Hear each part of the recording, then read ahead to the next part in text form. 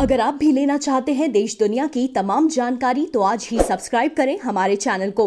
साथ ही नीचे दिए बेल आइकन को जरूर दबाएं ताकि हर अपडेट आप तक पहुंच सके। नमस्कार, साक्षी न्यूज सेंटर पर आप सभी का स्वागत है। मोदी सरकार के नए मंत्रियों ने आज अपना कामकाज संभाल लिया। मंत्रियों का गुलदस्ते देकर मंत्रालय में अधिकारियों ने स्वागत किया। पद संभालने से पहले कई मंत्रियों ने पूजा भी की। सबकी नजरें देश के नए स्वास्थ्य मंत्री और नए रेल मंत्री पर लगी हुई थी, जिन्होंने अपना कामकाज सुबह सुबह ही संभाल लिया। देश के नए नागरिक उड्डयन मंत्री ज्योतिरादित्य सिंधिया ने भाजपा मुख्यालय में पंडित दीनदयाल उपाध्याय की प्रतिमा पर माल्यार्पण के बाद अपना मंत्रालय संभाला। उधर नौकरशाह से नेता बने अश्विनी वैष्णव ने आईटी, इलेक्ट्रॉनिक्स, रेल और संचार मंत्रालय का कार्यभार संभाला। संसद सदस्य के रूप में वैष्णव का यह पहला कार्यकाल है और वह कैबिनेट मंत्री के रूप में इलेक्ट्रॉनिक्स और आईटी मंत्रालय, संचार मंत्रालय और रेल मंत्रालय के प्रभारी होंगे।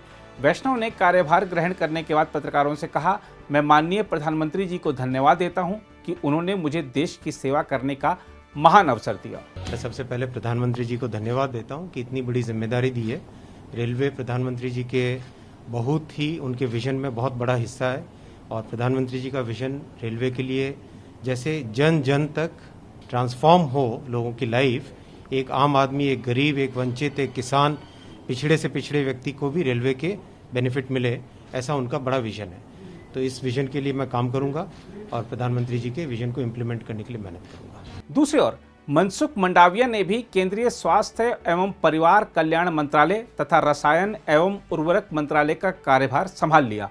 गुजरात के सौराष्ट्र से नाता रखने वाले भाजपा नेता मंडाविया ने डॉक्टर हर्षवर्धन की जगह ली है, जिन्होंने बुधवार को केंद्रीय मंत्रिपरिषद से इस्तीफा दे दिया था। देश में कोविड-19 के कहर के मद्देनजर स्वास्थ्य और परिवार कल्याण मंत्रालय की महत्ता बहुत अधिक है। मनसुख मंडाविया ने पूजा अर्चना के बाद स्वास्थ्य मंत्रालय का कार्यभार संभाला। इसके साथ ही अनुराग ठाकुर ने देश के नए सूचना और प्रसारण मंत्री का प्रभार संभाल लिया। प्रभार संभालने के बाद संवाददाताओं से बातचीत में उन्होंने कहा कि प्रधानमंत्री नरेंद्र मोदी ने इस मंत्रालय के माध्यम से पिछले 7 वर्षों में लोगों तक पहुंचने का महान काम किया है और वह इस विरासत को आगे ले जाने के इच्छुक हैं। ठाकुर ने कहा कि वह मंत्रालय के माध्यम से लोगों तक पहुंच बनाना चाहेंगे। मोदी जी ने देश को आगे ले जाने का बहुत शानदार काम किया है पिछले 7 वर्षों में। सूचना प्रसारण मंत्रालय के माध्यम से हम कैसे और जन जन तक पहुंच पाएं और क्या क्या काम जो पीछे मुझसे पूर्व बहुत बड़े लोगों ने यहाँ पर किए हैं उनको मैं भी आगे बढ़ा पाऊँ। वहीं दूसरी ओर जो जिम्मेदारी माननीय प्रधानमंत्री जी ने मुझे दी है, मैं उस पर खरा उतरने का हर संभव प्रयास करूंगा।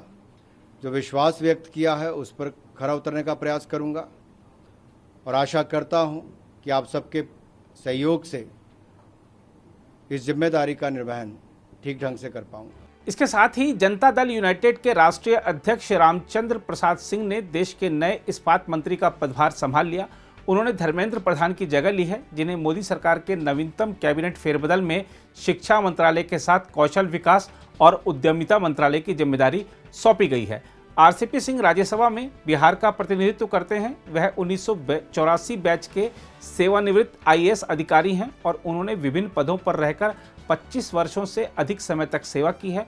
उन्होंने पत्रकारों से बात करते हुए कहा, मैं नया हूं, मैं चीज़ों को समझने और सीखने की कोशिश करूंगा, जिसके बाद ही मैं बेहतर बता सकूंगा। मिनिस्ट्री हम संभाले नहीं है, मिनिस्ट्री तो संभली हुई है।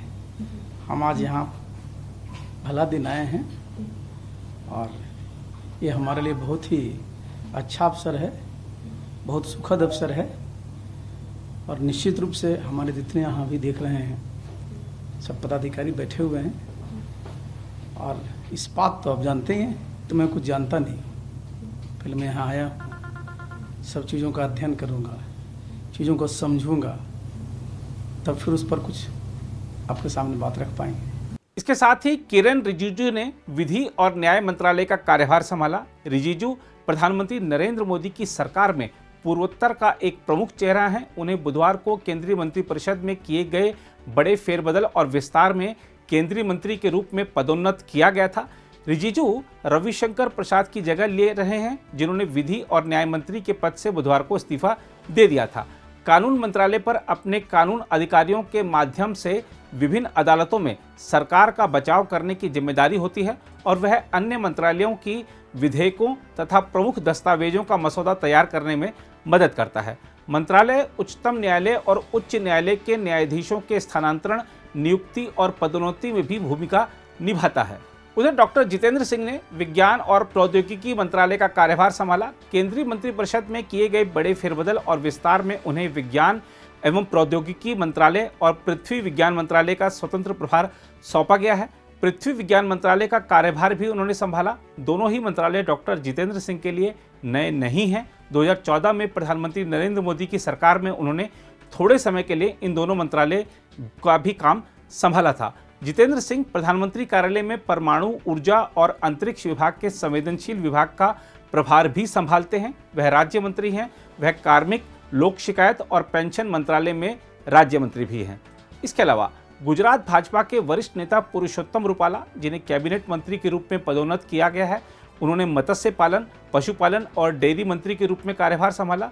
रूपाला गुजरात में प्रभावशाली कड़वा पाटीदार या पटेल समुदाय से आते हैं और किसानों की आय बढ़ाने के लिए कृषि से संबंधित गतिविधियों को बढ़ावा देने के लिए 2019 में गठित इस नए मंत्रालय के प्रभारी हैं। उन्होंने मंत्रालय का कार्यभार संभालने के तुरंत बाद विभाग के अधिकारियों के साथ बैठक की। रूपाला इससे पहले केंद्रीय मंत्रिमंडल में कृषि राज्य मंत्री थे। इसके अलावा तमिलनाडु भाजपा अध्यक्ष एल मुरुगन ने मत्स्य पालन, पशुपालन और डेयरी मंत्रालय में राज्य मंत्री के रूप में कार्यभार संभाला।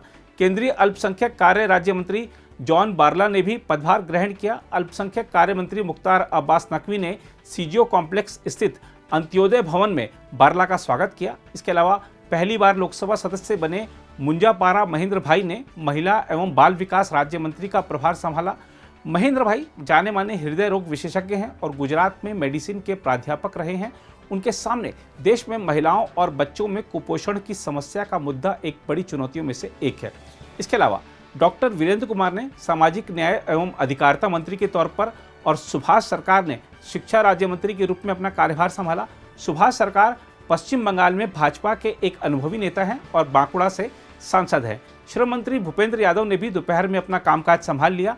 इसके साथ ही भारतीय जनता पार्टी का लोकप्रिय चेहरा और अच्छी वक्ता मीनाक्षी लेखी, जिन्हें विदेश राज्य मंत्री बनाया गया है, उन्होंने भी अपना कामकाज संभाल लिया। सबसे पहले अपने सभी मित्रों की तरफ से प्रधानमंत्री जी का, अमित भाई का, नड्डा जी का और पूरी टीम का आभार व्यक्त करना चाहती हूँ कि उन्होंने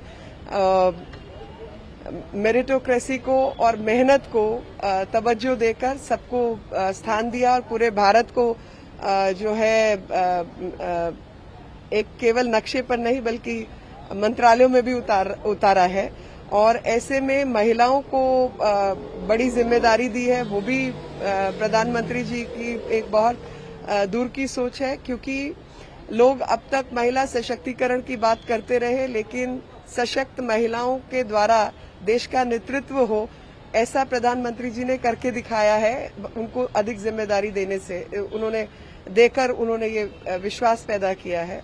और पिछड़ा वर्ग को हमेशा पिछड़ा रहे ऐसा नहीं है, पिछड़े वर्ग के लोगों को भी रिकग्निशन देकर, पहचान देकर जो जिम्मेवारी सौंपी गई है वो भी काबिले तारीफ है। और ऐसे में चाहे वो विदेश नीति हो, चाहे आत्मनिर्भर भारत की नीति हो, इस सब नीतियों के लिए मैं प्रधानमंत्री जी और उनकी पूरी टीम को हृदय से आभार व्यक्त करती हूँ कि जो भी शपथ के शब्द हैं उसमें से एक भी शब्द निरर्थक नहीं होगा और हम पूरा प्रयास करेंगे उसके एक एक शब्द में जान डालने का। उधर मंत्रियों के कामकाज संभालने से पहले भारतीय जनता पार्टी के अध्यक्ष जेपी नड्डा ने प्रधानमंत्री नरेंद्र मोदी के नेतृत्व वाली केंद्रीय मंत्रिपरिषद में शामिल किए गए नए सदस्यों के साथ अपने आवास पर बैठक की। सूत्रों से मिली जानकारी के मुताबिक इस बैठक में भाजपा के संगठन महामंत्री बीएल संतोष और पार्टी महासचिव व केंद्रीय श्रम मंत्री भूपेंद्र यादव सहित कई अन्य वरिष्ठ नेता भी मौजूद थे। आइए अब आपको दिखाते हैं कई केंद्रीय मंत्री जिन्होंने अपना कामकाज संभाला। उन्होंने अपना पदभार ग्रहण करने के बाद अपनी पहली प्रतिक्रिया में क्या कहा। मैं प्रधानमंत्री श्री नरेंद्र मोदी जी, हमारे पार्टी के अध्यक्ष श्री नड्डा जी, गृह मंत्री अमित शाह जी को तहे दिल से धन्यवाद अर्पित करना चाहता हूं। जो जिम्मेदारी उन्होंने मुझे दी है, पूरी लगन से, पूरी निष्ठा से और पूरी क्षमता से इस जिम्मेदारी को निभाने की मैं कोशिश करूंगा और मुझे आशा है कि जो अपेक्षाएं हैं उन अपेक्षाओं पर मैं खड़े उतरूं। मेहनत, मशक्कत और उसी भाव के साथ कार्य करूंगा जिस तरीके से मैंने पिछले 15-20 साल जनसेवा में कार्य किया है। अभी मैं सिर्फ यही कहना चाहूंगा कि I feel greatly honoured and privileged by the trust that has been reposed by the Honorable Prime Minister, Shri Narendra Modi ji, who has included me as a member of his team and assigned to me the work of this important ministry, which was so ably led by Shri Dharmendra Pradhan ji till now. Clearly, our focus will be on increasing domestic production of crude and natural gas, and in line with Pradhan Mantri ji's vision of an Atmanirbhar Bharat. We will also work towards development of a natural gas-based economy in the country.